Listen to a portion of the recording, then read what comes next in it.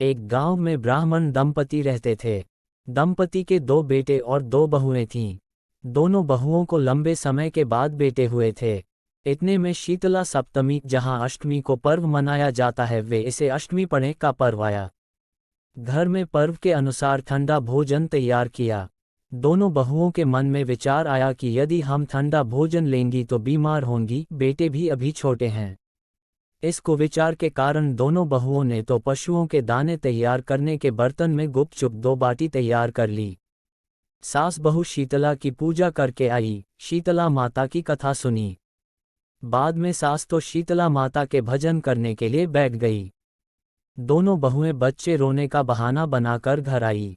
दाने के बर्तन से गरम गरम रोटला निकाले, चूरमा किया और पेट भरकर खा लिया।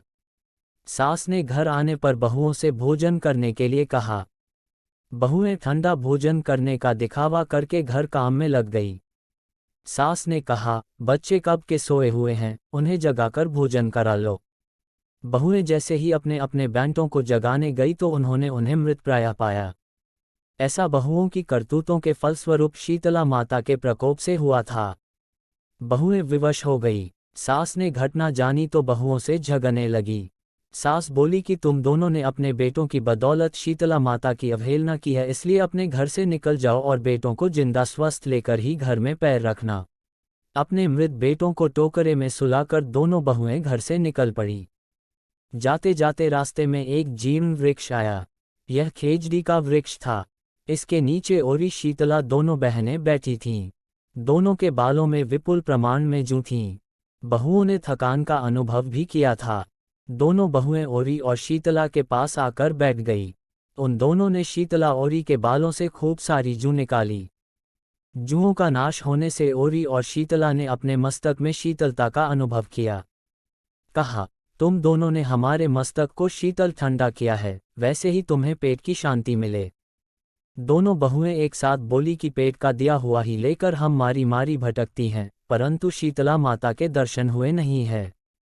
शीतला माता ने कहा कि तुम दोनों पापिनी हो, दुष्ट हो, दुराचारिणी हो, तुम्हारा तो मुंह देखने भी योग्य नहीं है। शीतला सप्तमी के दिन ठंडा भोजन करने के बदले तुम दोनों ने गर्म भोजन कर लिया था। यह सुनते ही बहुओं ने शीतला माताजी को पहचान लिया। देवरानी जेठानी ने दोनों माताओं का वंदन किया। गिड़गिड़ाते हुए कहा कि हम तो भोली भाली हैं, अनजाने में गरम खा लिया था। आपके प्रभाव को हम जानती नहीं थीं। आप हम दोनों को क्षमा करें। पुनः ऐसा दुष्कृत्य हम कभी नहीं करेंगी। उनके पश्चाताप भरे वचनों को सुनकर दोनों माताएं प्रसन्न हुईं।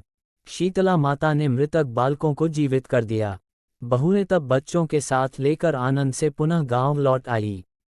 गांव के लोगों ने जाना कि दोनों बहुओं को शीतला माता के साक्षात दर्शन हुए थे।